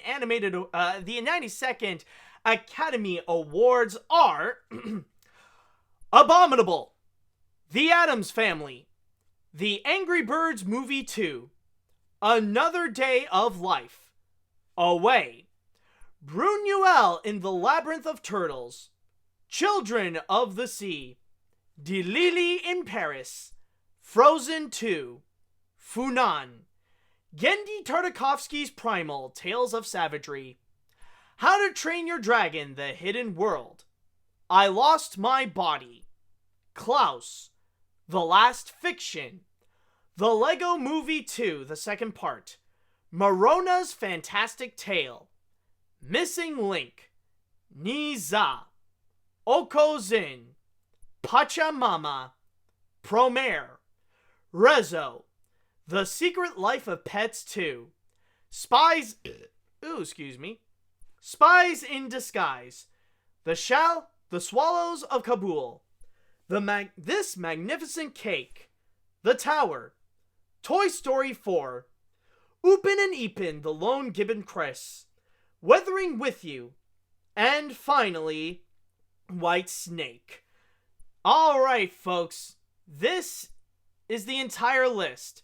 And so far, these are just the ones that have officially been submitted. And I just would like to go and start things off that it's actually pretty intriguing of the fact that there are many notable ones that are actually kind of missing. There are actually some mainstream films that didn't even get submitted or not even in consideration. It's kind of funny because there's a lot of significant ones where in this one I do see that there are some like there's Ugly Dolls that's not on this list.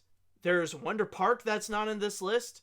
And there are stuff like Steven Universe the movie that's not on this list. Surprising considering that Cartoon Network sometimes they would put their movies onto here. Like I remember Regular Show the movie was on the short list before. Now from there, I would like to go and try to do, and someone is asking, what about Frozen 2? Yeah, Frozen 2 is going to be in there, of course. Okay, so from there, I would like to go and make my prediction. So I actually did make a little bit of a customizable thing. So this is a little Microsoft Word account so that now, one by one, we can actually go and examine this little thing. So from here, we're gonna go and like pretty much emphasize which ones are gonna be which ones we think are gonna be nominated, which ones will not be, and which ones are gonna be maybes. So from there, might as well go and start things off with the list of we might as well go and start off by taking away the ones that we for sure know that's not going to be nominated, because I'm sure there's plenty of them that we know that there's a lot to handle with 32, and if we got to go and reduce that to 5, of course we got to get rid of the ones that we know are not going to get nominated. So first off, let's go from the top. So first off, Abominable. And to be very honest, I feel like it's going to be one of the two. Like, if we're going to talk about DreamWorks, it's going to be one of two films. It's either Abominable or How to Train Your Dragon: The Hidden World. There's no way it can be both. And I feel like How to Train Your Dragon: The Hidden World has an upper edge compared to Abominable. So that one I'm going to be completely taking out. So that's going to be a no. Then next up, we also got the Addams Family. And as I've stated before, that film sucks. So honestly, I see that there is no way that one is going to get nominated. No way. So yeah, we're getting rid of the Addams Family for sure.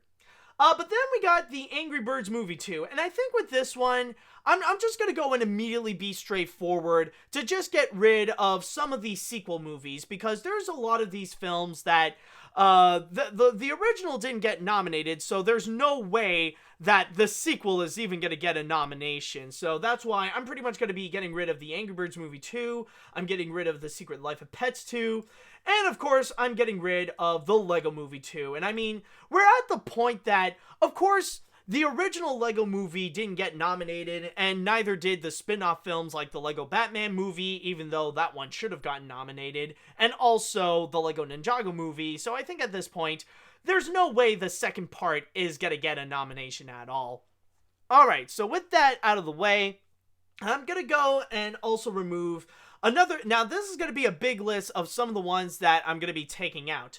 We might as well get rid of a lot of the obscure movies. Now, I know that there are some independent films that do get nominated, but there are some, though, that they're just unfortunately not big enough to actually get a nomination. So from there, I'm going to go and get rid of Another Day of Life. I'm going to get rid of Away. I'm going to get rid of Delili in Paris. I'm going to get rid of Where's another one? Here, we'll get rid of Marona's Fantastic Tale. Getting rid of Pachamama. We're gonna go and remove that one. We're gonna get rid of Rezo. Yeah, we gotta remove that one. The Swallows of Kabul. I'll unfortunately say no to that. Gotta get rid of the Tower. And finally, I'll just get rid of Upin and Ipin as well. Now, this is not to say that they don't deserve to get a nomination. I'm sure that these movies are actually pretty good as well. It's just that in the case of the Academy Awards, there's just a lot of them that, yeah, a lot of these movies that not many people recognize. And I'm sure from this list, this is the first time that you guys would actually be hearing about these movies. So that's why I'm kind of removing them. But then also, there's some anime movies that I would go and remove. And I'm going to go a little bit more into this later. But honestly, I feel like among all the anime films, there's only one that I feel like has the strongest chance to get a nomination. So from there, I'm going to go and get rid of Children of the Sea. And I'm also going to go and get rid of... what is the other one? Yeah, I'm going to go and get rid of The Last Fiction. Alright, so already we got rid of a good bunch so far. But now let's go and try to get rid of a few more. But this time, these ones, we're going to go and mention right now the ones that we know for a fact are going to be nominated. Okay, and oh my god. I think I might need to get another moderator on this because so far it just feels like... Man, I feel like there's a little bit of a troll infestation going on in the chat wall. Oh boy, I don't know. I might need to hire a moderator because it's not easy trying to do this all by yourself. I mean, you guys understand the position that I'm in right now. You know, trying to put on a show, trying to tell you a stuff, and then also like all that kind of, you know, all this. It's just I feel like it's kind of difficult. Like I'll probably need to get a moderator to go and clean up the trolls and stuff, but. I don't know. It's just, it can get annoying at times. You do understand my conundrum, right? All right. But, anyways, going back into this. Going back into, actually, you know what? Hold on. Yeah, you know what? There we go. You know, someone asked, it's like, I could be a moderator. Okay, you know what? Ask that, and it shall be done, you know? You take care of it, Smarty Max. I dubbed thee a mod. So hopefully you can go and help me out on this. That will be very beneficial. Okay, sorry for dragging on this a little too long, but now let's go on to the ones that we know are gonna get nominated for sure. So first off, we're gonna go and say right now, Toy Story 4, of course, that is gonna get a nomination. No problem. We know that will be nominated considering that you need your staple Disney and Pixar film. That's going to be there for sure. But then also, there is another one that I want to say that I am confident is actually going to get nominated. And that is going to be your staple indie film. And for that one, I'm going to give it to I Lost My Body. Now, for some of you, maybe you haven't heard about I Lost My Body. So from there... with I Lost My Body, the reason why I feel pretty confident that's gonna get a nomination is mainly because this is the big indie film that's making its rounds around huge big name festivals and it's actually pretty popular and getting a lot of awards. Like, this was the big winner at the Annecy Animation Festival this year, and also it got highly recognized at cons. So that's why I'm pretty confident I Lost My Body is gonna get nominated. But then, afterwards, we also got the ones that we'll have to say maybe. And there's a lot here that are just considered maybe. So the first ones that I want to go and put off as maybes are the ones that are not released yet, because there are several mainstream animated films that have not been released as I am recording this, so I think it's only fair that we just put them as maybe it will be nominated, maybe not. So first off, let's put up Spies in Disguise as a maybe, because it's not out yet, even though I might have my doubts on it. Then there is also Klaus, which is the hand-drawn Christmas Netflix movie that's actually coming soon that could have some potential.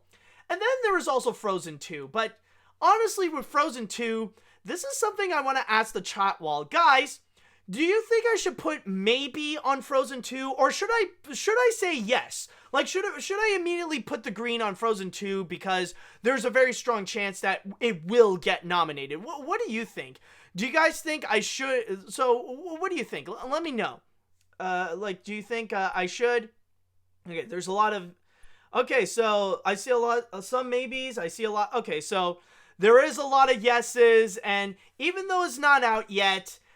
I think it is fair to say that there is a strong chance Frozen 2 is going to get a nomination because, let's be honest, even though the movie is not out yet, we can pretty much say that, last year, Ralph Breaks the Internet did get a nomination at the Oscars, so that could mean there is a strong chance that Frozen 2 will as well.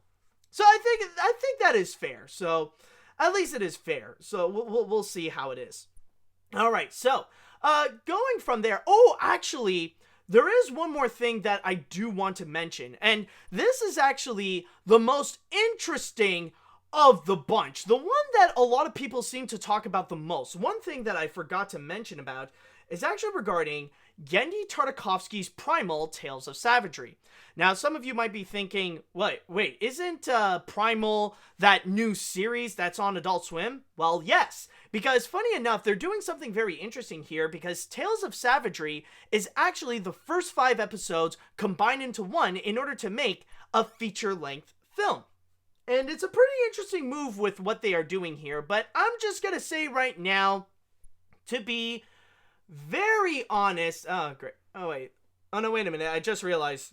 I see another troll that's suddenly, coming back, but then again, I just realized, oh, no, wait, I have a moderator. I think I should be good. Okay, but anyways, okay, back to what I was talking about. When it comes to Primal, I'm gonna be very honest, I don't think it has a good chance of being nominated at the Oscars. Now, this is nothing against Primal. This is nothing against Genndy Tartakovsky's new show. I've heard a lot of great things about it. I have not seen it as of yet, but I do think, but I have heard a lot of amazing things. A lot of people even say that it is one of the best animated series of 2019. So, from there, though, the only reason why I say that it doesn't have a good chance, it's mainly because of the Academy more so than the show itself.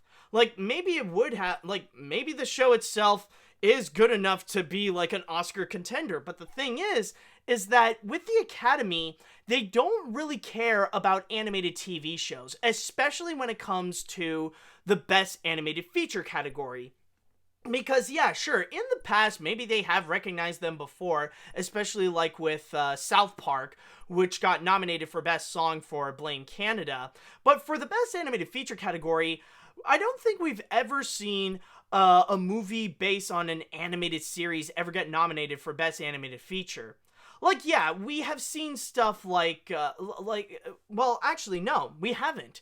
We haven't seen the SpongeBob movies get nominated. We haven't seen the Simpsons movie get nominated. And I remember not long ago, as I said before, Regular Show the movie was on the shortlist, but it never got a chance. So honestly, that's why I feel like there might not be a good chance for Primal to also get nominated. And I know some people might say, well, what about Shaun the Sheep movie? Well, that one is a little bit of an exception. That one you need to put in a bit of an asterisk on it, mainly because, the thing with Shaun the Sheep movie is that it is more because of the fact that it is from Aardman. It is a stop motion film, and usually they love with the Academy, they love putting stop motion films onto their nominations. So that's why that's a little bit of an exception. So unfortunately, I don't think Primal would actually be good on this situation.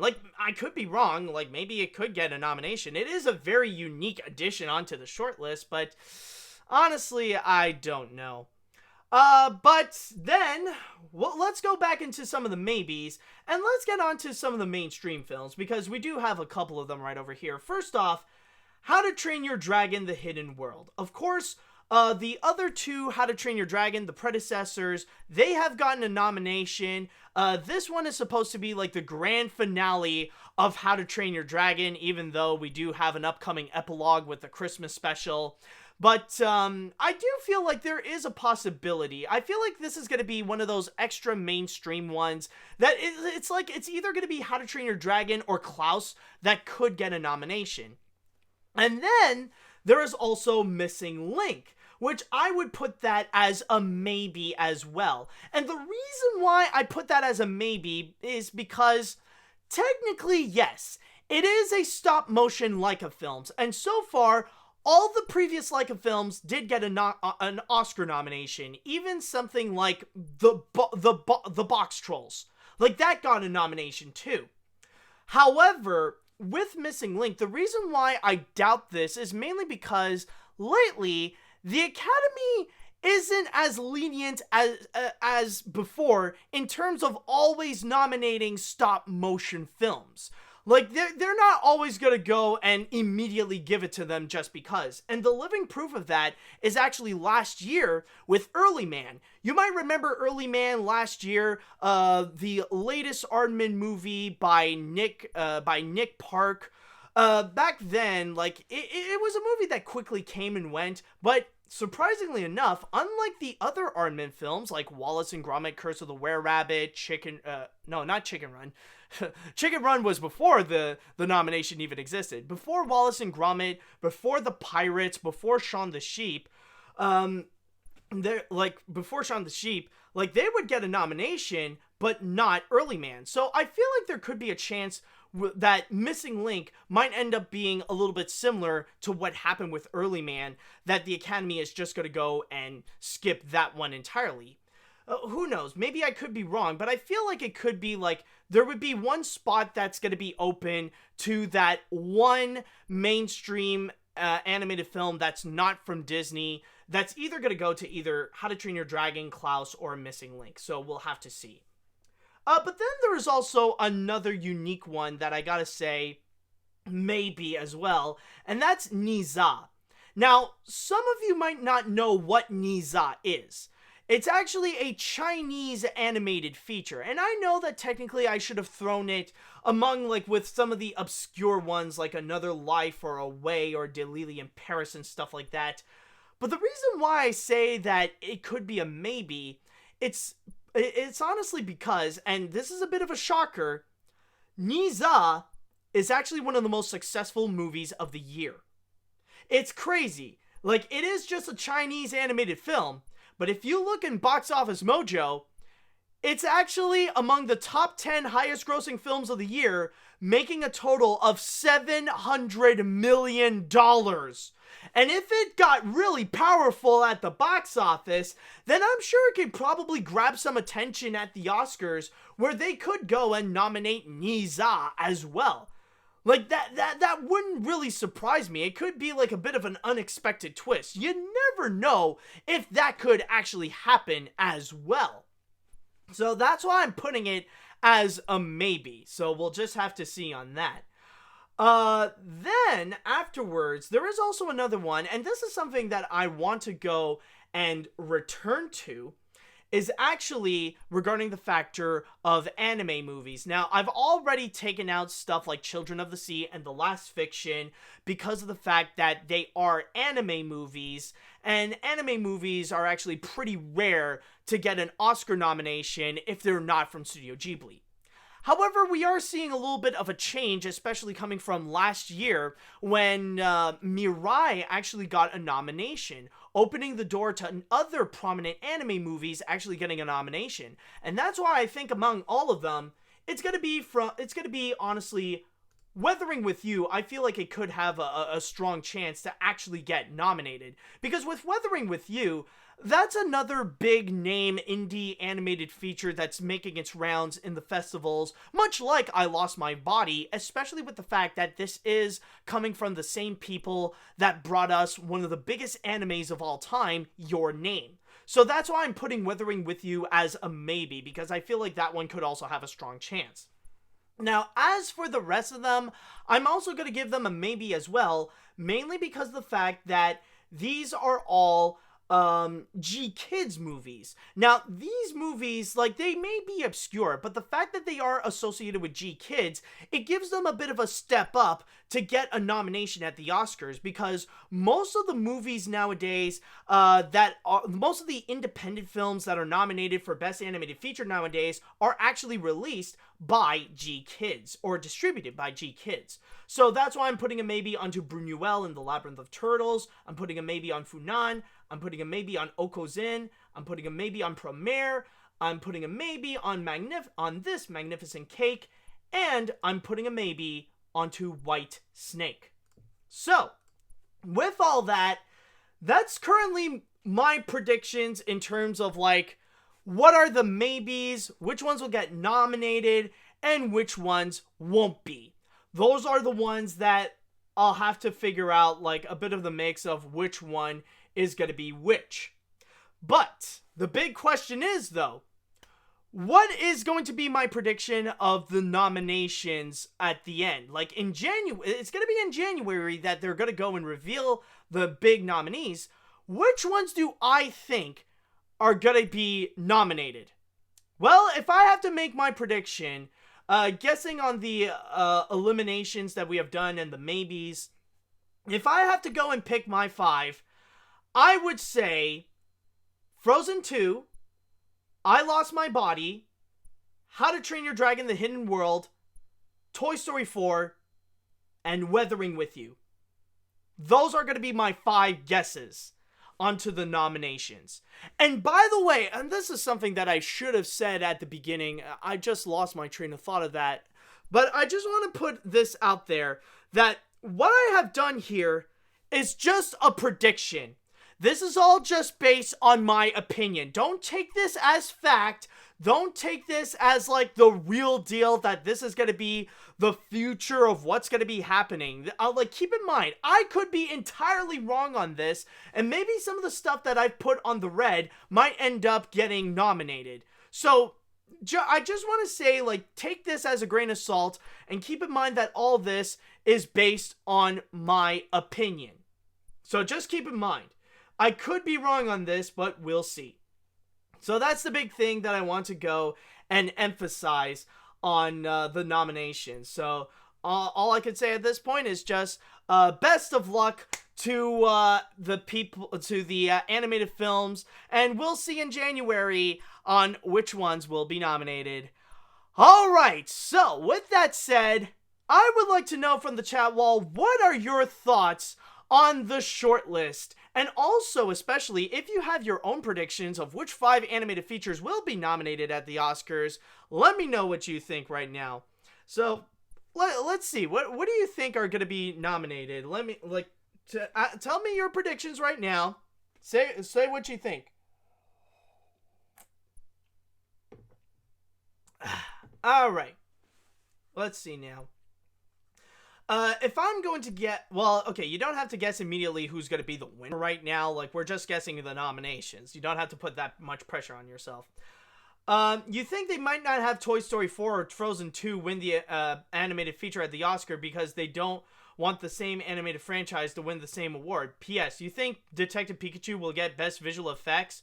Oh, I do. Honestly, in terms of on Detective Pikachu, I would be ecstatic if they actually do nominate Detective Pikachu for Best Visual Effects. Like, even though it may not win, I want to live in an age where I can say that a Pokemon movie got an Oscar nomination. That would be freaking epic right over there. Okay, anyways, let's get on to this. My prediction for October is pretty mainstream, with Frozen 2, How to Train Your Dragon: The Hidden World, Klaus, Missing Link, and Toy Story 4. I wanted to put Weathering With You here, however, it's Japanese submission for Best International Film, so I think it has a chance on that category if it makes it on the short list. Well, honestly, the thing is that it could be both. And that is a very good point that you brought up. Weathering With You is also for Best International Film, which used to be Best Foreign Film. So there could be a chance that it could be nominated onto both, like nominated for Best Foreign Film and also nominated for Best Animated Feature. It would actually make some history for being the first to actually go and do so. Like, that would be pretty epic. Let's see now. I predict Frozen 2, I Lost My Body, Toy Story 4, Primal would get nominated, along with Abominable and How to Train Your Dragon. Okay, dude, hold on a sec, dude. I count 6. You got 6 right now. You got to go and remove one of them. make your choice, man. You can only go with 5. Let's see. Someone say Toy Story 4, Toy Story 4, Frozen 2, Niza, Missing Link, and I Lost My Body. Oh boy. You know, for once, we are finally seeing a lot of love for Missing Link. Seriously. Like, yeah, where was that love? Oh, yeah, and that's another one that didn't get mentioned here. Yeah, like, yeah, Playmobil the movie is not on the list either. So, yeah, that's actually, yeah, that's another one to add on the list. Like, Ugly Dolls, Wonder Park, Steven Universe the movie, and now Playmobil the movie. That is definitely true. Wow, there's a lot of them that didn't make it here. Then again, it's probably for good reason, too. Okay, let's see now. There we go. For me, Toy Story 4, How to Train Your Dragon 3, I Lost My Body, Missing Link, and Frozen 2 can be nominated for the Oscars 2020.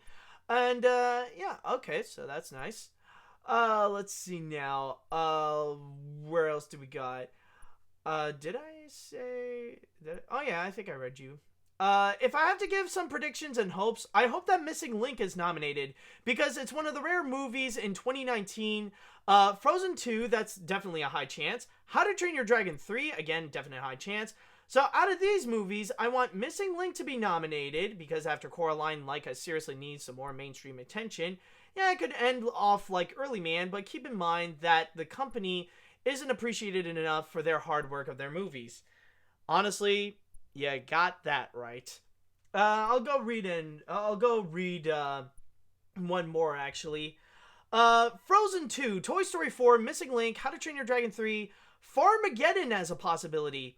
And yes, actually that's another one that didn't get recognized here. Farmageddon. But then again, in order to be submitted, you have to go and have a screening in Los Angeles. So, honestly, I don't think, it seems like there's a strong possibility that Shaun the Sheep Farmageddon is not going to get a screening in North America in 2019. So I feel like maybe there's a better chance it'll be nominated for the 2021 Oscars. So probably better luck next year, you know?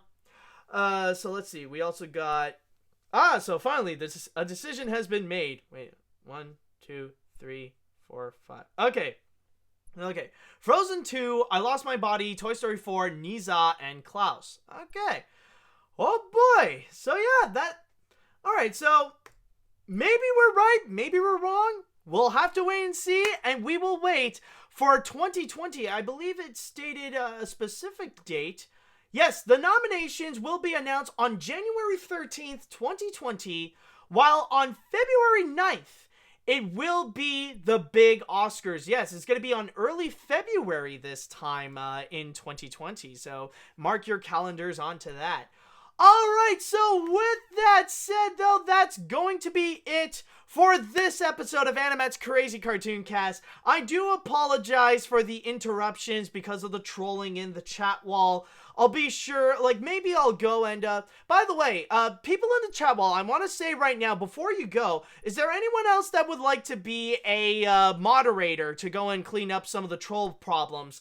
Do you want to go and help things out? You would have to go and be a little bit of a regular here, to go and try to check things out.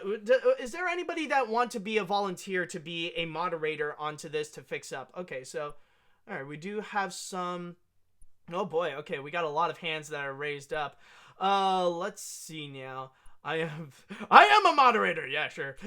Yeah, sure, pal. Let's see. Well, there'll be some. I'll add 3 more. So, let's see. Okay, so I think I'll go with so people that I can definitely trust on this situation. So, I will go and dub. Yeah, let's see. Sup the Gamer can be a mod. I'll put you onto it. Let's see, another one, I guess, yeah, let's see, another recognizable name that I could put up that's often here. Let's see, okay, so, oh, wait a minute, time out. Oh, wait a minute, how about this, or, Okay. How about this? PPG, yeah, PPG Catherine. PPG Caitlin. Sorry about that. Sorry for mispronouncing your name. You can be the next moderator. And one more for now. I'll just go and pick one more. Let's see. Who's going to be the lucky person that will be... Okay, you know what? Leslie, you mentioned you want to be one. And, okay, you know what? You know what? Honestly, screw this. I'll just go and pick one more. I'll quickly go and pick one more. Okay, hold on. Actually... Mario Chan the Gotcha Girl. Long name, but I'm sure you could do a good job. Alright, so we got some mods, and I'm sure in the future we can all work together to clean up the chat wall, and hopefully we could provide some better episodes of AniMat's Crazy Cartoon Cast without me getting interrupted and trying to deal with the whole situation. You guys will definitely help me out in the situation. Alright, so with that said, though, I would just like to say thank you so much for everybody watching and listening to this. So with all that said, thank you all so much for watching, and until next time, see you later, dudes!